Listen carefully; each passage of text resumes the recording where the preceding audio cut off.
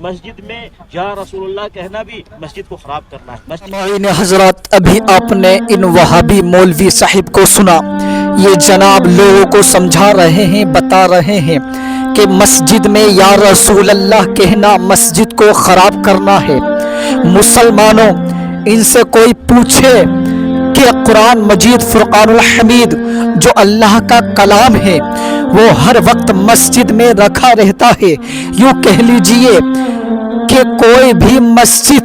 مسجد کیا ہے جس میں قرآن مجید فرقان الحمید رکھا نہ ہو۔ عزیزان ملت اسلامیہ، مسلمانوں، وہ قرآن مجید خود پیارے آقا حضور صلی اللہ تعالی وسلم کو پکار کر کہیں کہتا ہے یا ایھا المزمل، کہیں کہتا ہے یا ایھا المدثر، کہیں کہتا ہے یا ایھا النبی، کہیں کہتا ہے یا ایھا الرسول۔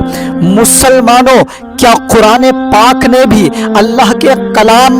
نے بھی مسجد میں یا ایھا الرسول، یا ایھا المزمل، یا ایھا المدثر، یا ایھا النبی کہہ کر مسجد کو خراب کر دیا؟ نعوذ باللہ۔ بلکہ مسلمانوں، ہم تو یہ کہتے ہیں کسی بھی مسلمان کی یا ایھا النبی کہنے کے بغیر نماز ہی کوئی سی مکمل نہیں ہوتی، کیونکہ سامعین حضرات، تشہد میں التحیات پڑھنا واجب ہے۔ جب پوری التحیات پڑھنا واجب ہے تو اس کا ایک ایک لفظ پڑھنا واجب ہے۔ اب دیکھیے، اسی میں ہم جب تشہد میں التحیات پڑھتے ہیں تو پکار کر یہ بھی کہتے ہیں السلام علیکہ یا ایھا النبی،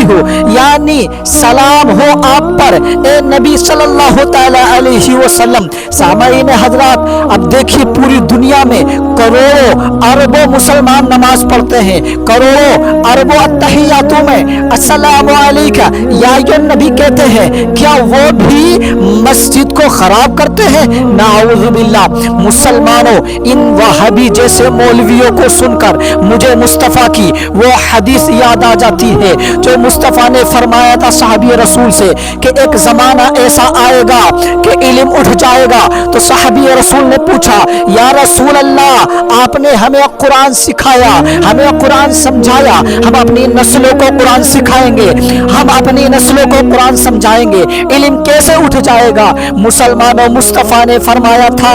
میرے صحابی، قرآن کو ایک زمانے میں سمجھنے والے اٹھا لیے جائیں گے، جو عام مسلمان ہوں گے، عام لوگ ہوں گے، تو وہ ایسوں سے مسئلے معلوم کریں گے، ایسوں سے دین کی باتیں پوچھیں گے جن کو خود کو قرآن و حدیث کی سمجھنا ہوگی، جن کو خود قرآن سمجھ میں نہیں آ رہا ہوگا تو وہ اپنی عقلوں سے